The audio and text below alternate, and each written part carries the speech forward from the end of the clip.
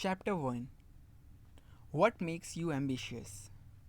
There is a common belief that genes and upbringing have a huge influence on whether someone is ambitious or not. Yet, it isn't that simple. Children of billionaires can either follow their parents' tracks and build another successful billion-dollar company, or the cozy life can turn them into vain and unproductive people. Children born in poor families can inherit learned helplessness and stay poor just like their parents, or their hunger for success will drive them to improve their situation. If there is one thing we can say about upbringing and ambitions, it's that there is no clear correlation between your background and what you are going to achieve in life. Some anthropologists suggest that members of the upper middle class are most driven to achievement. Unlike the poor, they are not struggling to get by, and unlike the rich, they still feel hunger to achieve more. However, it still doesn't explain why many wealthy people still strive for more and why some people coming from a poor background overcome their unfavorable circumstances. There are several reasons we will investigate in this chapter. Since we can't change our background and upbringing, we will focus only on the causes we can directly control. Examples around you. Let's start with the most obvious cause, social modeling. According to the social learning theory, learning takes place in a social context. You can adapt new behaviors purely through observation. If you have ever changed one of your behaviors because you observed it in your friends, say you started wearing collared shirts on a daily basis because that's how your friends dress, it's social modeling at work. Everything that surrounds you on a daily basis has an influence on you. Rolf W., best-selling author of The Art of Thinking Clearly, wrote an essay about the influence of news on your life. He writes that news triggers your limbic system, almost as if you were constantly on the lookout for threats. This heightened state of awareness leads to chronic stress, a deregulated immune system, fear, and aggression. And that's just the result of watching or reading news. People who surround you have a much stronger impact on your behavior, including whether you are ambitious or avoid any challenges.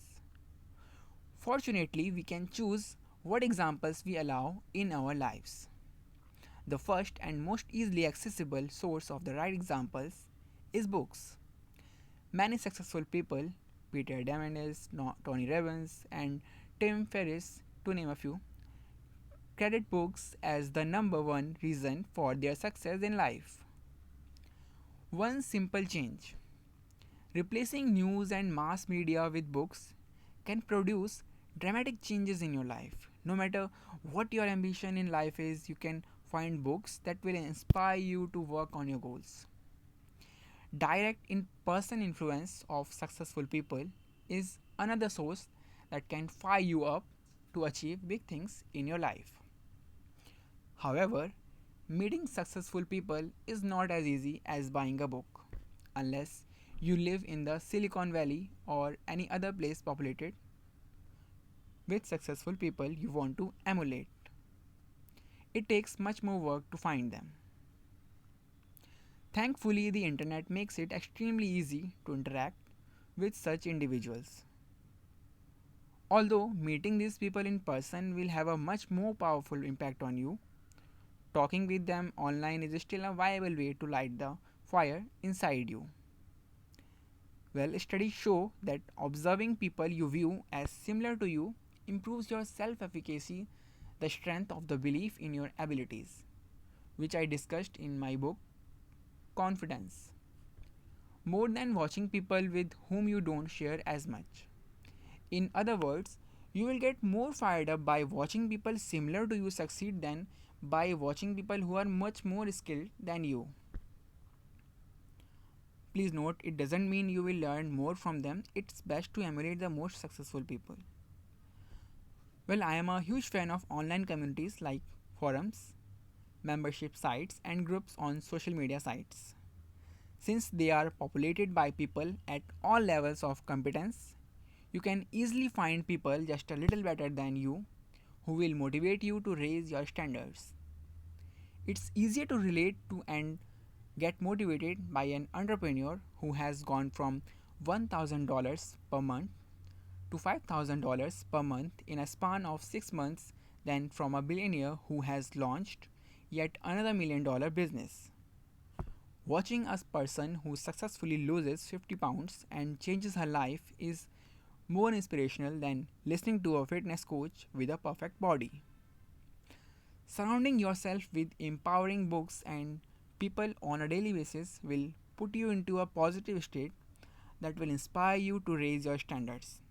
Please keep in mind it's a process of conditioning and it's never ending. Stay away from negativity. Since we tend to process negative information more thoroughly than good feedback, it's crucial to reduce or just eliminate negative stimuli from our lives. People who discourage you from setting big goals decrease your motivation more effectively than empowering people increase it. If you have ever shared a big goal with someone and she told you get real, you will never achieve it. You probably understand how much more destructive it is than words of encouragement.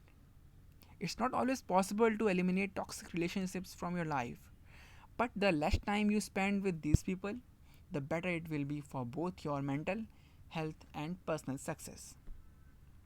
Be aware of your surroundings and try to replace the bad influence with positive feedback.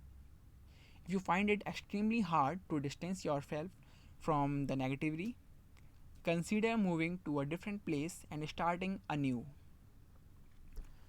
Your energy and a sense of urgency. There are two kinds of ambitions people: people who have big goals and act on them, and people who say one day I will do X but never do it. The difference between these two kinds of people is, among others, their level of energy and urgency. British billionaire Richard Branson, when asked about his secret of productivity, gave a surprisingly simple answer: workout. It's his physical wellness that keeps his brain sharp and his body ready to constantly travel all over the world, build new industry changing businesses, and solve some of the world's biggest problems. Perhaps it sounds cliched, but physical well being is indeed one of the keys to success. If you don't demand much from your body, how much more will you demand from yourself in other areas of your life? If your body doesn't work on the highest level, how are you supposed to work on the big goals? Now, the second difference between someday people and people who take action right away is their sense of urgency. What drives them to achieve more is their perception of time. Life is short and they want to make the most out of it. Hence, they set big goals. They don't have time to work on small thinking because it's only the whole ideas that will lead to exponential results. There is also another reason why ambitious action takers are so driven to do everything right now instead of waiting for the right time. We will discuss it in more detail in the second chapter.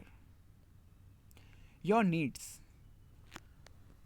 Poor people who struggle to get by can't afford the luxury of high ambitions.